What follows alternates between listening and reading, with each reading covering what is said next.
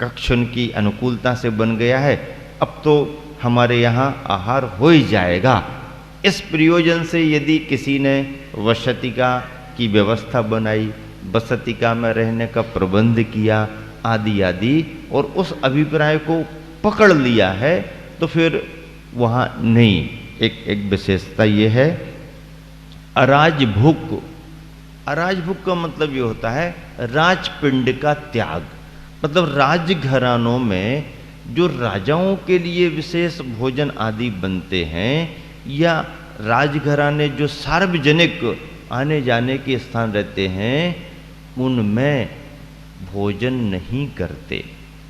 राजा चौका लगा सकता है, राजा श्रावक होने के नाते अपने धर्म का पालन कर सकता है, तो उस रूप में यदि कुछ होता है तो उसका निषेध नहीं है, क्योंकि सारे तीर्थंकरों के आहार तो ग्राम प्रमुख राजाओं के यहाँ ही हुए हैं, तो आचार्य महाराज राजा के यहाँ आहार क्यों नहीं कर सकते? कर सकते हैं, पर यदि उन्हें निर्दोष रीति से वहां मिल रहा हो तो।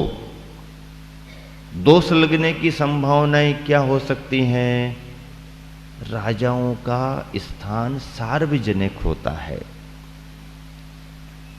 और इस अराजभुक को राजपिंड त्याग के नाम पर टीकाकारों ने बहुत लिखा है कि मान लीजिए राजमहल की ओर मुनि महाराज जी, आचार्य महाराज जी आहार करने को चले गए। अब वहाँ की सिक्योरिटियाँ बहुत अलग अलग तरह की होती हैं, सुरक्षाकर्मी होते हैं। कोई सुरक्षाकर्मी समझ पाया नहीं समझ पाया, उसमें लिखा हुआ है कि सुरक्षा में हिरंस, कुत्ते आदि भी नियुक्त किए जाते हैं, और यदि ऐसे कोई भी डर करके, घबरा करके, या अपरिचित कौन आ गया झपट पड़े आदि आदि, तो भी अनिष्ट हो सकता है। तो इस बात से बचने के लिए राजघराने हैं, राजमहल हैं, सभी तरह के लोगों का आना जाना होता है। अच्छे भी आ सकते हैं, कुछ बुरे भी आ सकते हैं, किसके कैसे भाव हैं, कौन किस भाव से आता जाता है, तो इस चर्या में अनुकूलता बनेगी कि नहीं, इत्यादि प्रकार से दूरदर्शिता को ध्यान में रख करके उस राजकीय वातावरण से बचते हैं। हाँ, यदि किसी अन्य तरीके से राजमहल में आहार दान का कोई निमित्त बनता है और निर्दोष रीति से, निर्विकल्प निश्चिंत रीति से चर्या हो सकती है, तो जाने का, आहार करने का निषेध भी नहीं है।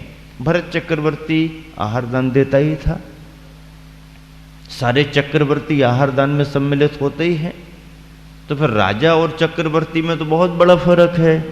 फिर ऐसा क्यों लिखा? ये प्रतीकात्मक है, चाहे चक्रवर्ती हो चाहे सामान्य राजा हो, यदि उसमें ये संभावनाएं बनती हैं तो उसे टाल देंगे, वहां आहार नहीं करेंगे। और यदि ऐसी संभावनाएं नहीं हैं, वातावरण अनुकूल है, तो फिर चर्या करने में कोई बाधा नहीं। राजकोष की सहायता से तो भोजन होता ही नहीं है, क्योंकि मठों आदि से, मंदिर आदि के द्रव्य से, मठ द्रव्य से, राजकोष, राज खजाने से संघों की चर्याएं नहीं चलती हैं। उसका निषेध किया है शास्त्रों में। क्रिया युक्त होते हैं, ये बात तो अपन जानते हैं, आचरणवान होते हैं, स्वयं क्रियाएं करते हैं, संघस्थ जनों से क्रियाएं कराते, व्रतवान होते हैं, यानी व्रतों में परिपूर्ण होते हैं, व्रतवान होते हैं, ज्येष्ठ सद्गुण गुणों में श्रेष्ठता रहती है, ज्येष्ठता रहती है, प्रतिक्रमी, प्रतिक्रमण करते हैं, कराते हैं, सन्मास योगी। सन्मास योगी का मतलब है कि वो आचार्य परमेष्टि इस तरीके के स्वभाव को भी रखने वाले होते हैं कि जो मौसम आदि को देख करके वसंत ऋतु है, शरद ऋतु है, हेमंत ऋतु है आदि आदि, इन समयों में एक एक महीने का योग धारण कर लेते हैं। एक एक महीने का योग धारण कर लेते हैं और अन्य समयों में विहार करते रहते हैं, वह सन्मास योगी माने जाते हैं। किसी भी ऋतु में एक महीने का योग धारण कर लिया। योग धारण करने का मतलब है आहार और विहार नहीं करेंगे, विहार भी नहीं करेंगे और योग धारण में आहार को भी नहीं निकलेंगे। यह योग कहलाता है। योग धारण इस रूप में किया जाता है। सन्मास योगी के लिए एक एक महीने का योग धारण करने का कथन है। और अंतिम तद विनिषेधक, इसका दूसरा नाम अन्यत्र पाद्यकल्प भी है और इसमें वर्षा ऋतु के 4 माहों में एक ही जगह पर आहार विहार का त्याग करके जो रुकने की स्थिति बनती है, योग ध्यान की स्थिति बनती है, उसे तद्विनिषेधक नाम दिया गया है। मेरे मन में आया कि आचार्य परमेष्ठी के व्यक्तित्व को जब समाज के बीच रखा ही जा रहा है तो कुछ ऐसे बिंदु भी रख दिए जाएं जो सामान्य संदर्भों में सुनने को नहीं मिलते हैं। सामान्य ग्रंथों में, सामान्य संदर्भ में ये सब बातें नहीं आती हैं। ये विशिष्ट स्वाध्याय और विशिष्ट ग्रंथों में ही इन सब का कथन होता है। तो ऐसे 36 मूल गुणों के धारी आचार्यों में आचारवान आदि 8 गुण, स्थिति कल्प आदि 10 गुण, और इसी के साथ में फिर 12 प्रकार के तप मालूम ही है, 6 प्रकार के आवश्यक, मुनि और आचार्य के एक से ही होते हैं उपाध्याय के। तो इस तरह से 36 मूल गुणों का कथन है। और ऐसे आचार्यों की महिमा को समझते हुए गुरुवर आचार्य श्री ने स्वयं संस्कृत में भावना शतक लिखा है। 16 कारण भावनाओं का वर्णन संस्कृत में लिखा है। उसका पद्यानुवाद भी आचार्य श्री ने बहुत अच्छे तरीके से किया। तो जब आचार्य परमेष्ठी की भावना आई तो उसमें हिंदी के पद में आचार्य श्री ने लिखा, ऐसे आचार्यों के बारे में क्या लिखा, आचार्य को विनय से उर में बिठा लूं। आचार्य को विनय से उर में बिठा लूं, मैं पूज्य पाद रज को सिर पे चढ़ा लूं। हे मित्रों, मोक्ष मुझको फलतः मिलेगा, विश्वास है यह नियोग नहीं टलेगा।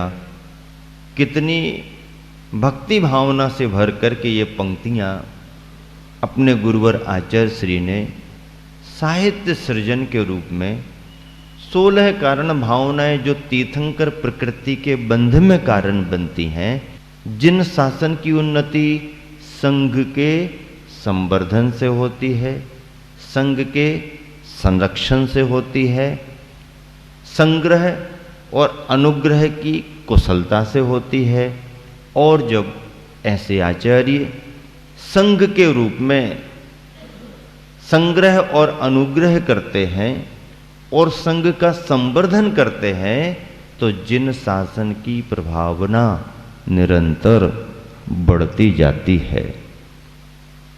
आचार्य के व्यक्तित्व को कितना महान से महानतम आचार्यों ने ग्रंथों में बतलाया है। मैं बार बार सोचता हूं कि इतनी सारी विशेषताएं लिखने की जरूरत क्या। सामान्य साधु की साधना अलग होती है, उसकी भी अपनी साधना है, उसकी भी अपनी नियमावली है, आचार्य संहिता उसकी भी है, लेकिन वो अपने ही कल्याण के लिए है। वो दूसरे पर ज्यादा ध्यान ना दे तो भी उसका काम चलेगा।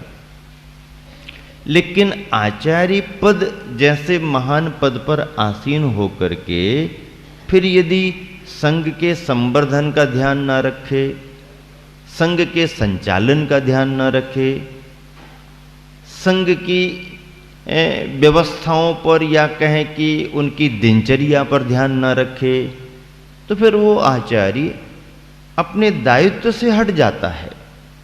उसने अपने दायित्व को नहीं संभाला। अकेला पद लेना ही पर्याप्त नहीं है, गृहीत पद को उस गरिमा के साथ निभाना भी बहुत बड़ी जवाबदारी होती है। फिर आचार्य पद सामान्य भी नहीं है कि हर किसी के लिए दे दिया जाए। आचार्य पद इसलिए भी नहीं दिए जाते हैं कि जितने लोगों को देंगे उतने ज़्यादा खुश रहेंगे और उतने ज़्यादा हमारे गीत गाएंगे। ऐसी भावना से आचार्य पद नहीं दिए जाते। आचार्य पद की व्यवस्था को लेकर के शास्त्र में स्पष्ट उल्लेख है कि जो आचार्य है वह अपने कर्तव्य का पालन करे, संघ का सृजन करे, संघ का संवर्धन करे, संघ को संरक्षण दे। और यदि वह आचार्य इतना कार्य नहीं कर सकता है तो ऐसी स्थिति में अपने पद का परित्याग कर दे। भले संलेखना का समय अभी नहीं आ रहा है, संलेखना के पहले ही आचार्य पद छोड़ा जाता है, वो तो है ही, लेकिन यदि अपने पद का निर्वाह नहीं कर पा रहा है तो वह बिना संलेखना के भी अपने पद को छोड़ सकता है, छोड़ देना चाहिए। ऐसा नहीं है कि निर्वाह भी नहीं कर पा रहे हैं और पद भी नहीं छोड़ रहे हैं तो उस आचार्य पद के प्रति एक तरह से अन्याय जैसा हो जाएगा। यदि हम उस पद का निर्वाह नहीं कर पा रहे हैं तो वह पद किसी को सौंप करके पद का परित्याग किया जा सकता है। संलेखना के पहले आचार्य पद तो छोड़ना ही पड़ता है, क्योंकि आचार्य पद को संभालते समय दायित्व बोध होता ही है और फिर जब तक संघ पर ध्यान नहीं देंगे, कर्तव्य का पालन नहीं होगा, तो भावों में विकल्पपना आता ही है। भले ही शुभ है लेकिन है तो विकल्प ही, चिंता तो आती ही है। निश्चिंत होने के लिए, निर्विकल्प होने के लिए इस पद का भी परित्याग संलेखना के पहले कर दिया जाता है। अपने पद का परित्याग किया है तो किसे प्रदान करें, इसकी क्या व्यवस्था है? अपने संग में ही यदि कोई योग्य शिष्य है तो उसे प्रदान कर दें। अपने संग में यदि उतनी योग्यता वाला कोई शिष्य तैयार नहीं हो पाया है तो दूसरे संघ से शिष्य को बुला करके उसे प्रदान कर दें, ऐसा भी उल्लेख है।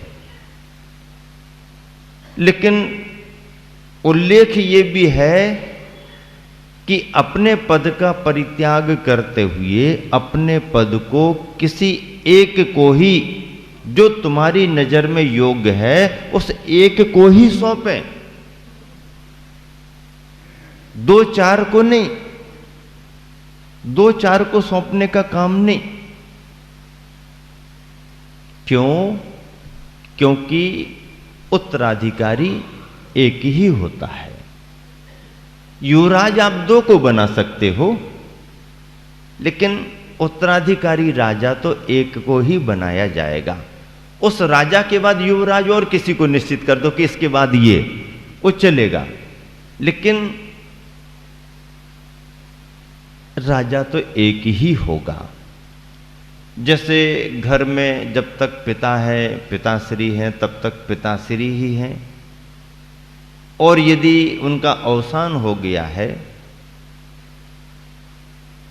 तो जो सामाजिक व्यवस्था ग्रस्त परिवारों में चली आ रही है कि यदि कोई बारिश है तो ठीक, बारिश नहीं है तो किसी को और नियुक्त करेंगे, और अपना ही बारिश है तो उसे उत्तराधिकारी बनाएंगे। मान लीजिए 4 बेटे हैं, 5 बेटे हैं, 2 बेटे हैं, तो सभी को पगड़ी रख दी जाएगी क्या? पगड़ी रस्म होती है ना, समाज बंधु पंच बैठते हैं, तो क्या व्यवस्था चलती है समाज में? बड़े को, प्रमुख को बुला करके भैया संभालना है और परिवार का ध्यान रखना है, यही व्यवस्था है ना। संघ में भी ऐसे ही है। प्रथम दीक्षित शिष्य पहली योग्यता रखता है, आचार्य महाराज उसे ही सौंपें सर्वोपरि है। कथनचित आचार्य महाराज दूसरा कोई विकल्प चुने वो भी ठीक है। वो आचार्य महाराज अपने पद के परित्याग के समय जो विकल्प चुनेंगे वह सर्वोपरि माना जाता है, और वह अपने पद को एक को ही सौंप करके फिर निर्विकल्प होते हैं। अनेक को पद देने की परंपरा नहीं है।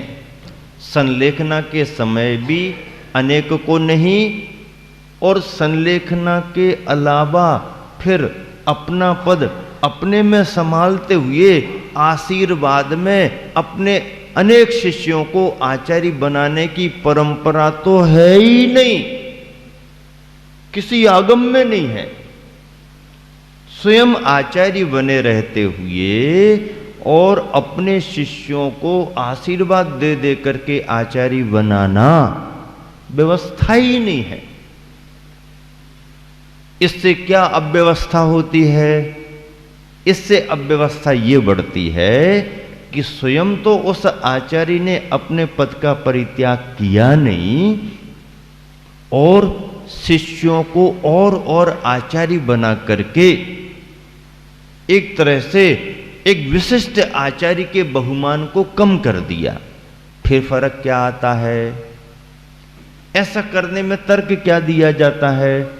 ऐसा करने में तर्क ये देते हैं, अब संघ बढ़ रहा है, संघ का विस्तार हो रहा है, तो फिर कुछ ना कुछ जवाबदारी तो सौंपना पड़ेगी, एक ही साथ सब थोड़ी रह सकते हैं। हाँ, ये बात ठीक है, संघ का विस्तार हो रहा है, संघ का विहार भी होगा, एक ही साथ सब नहीं रह सकते हैं, आदि आदि, और समाज को लाभ भी देना है, सभी जगह प्रभावना भी हो, उद्देश्य अच्छा है, ऐसी परिस्थितियां बनती भी हैं।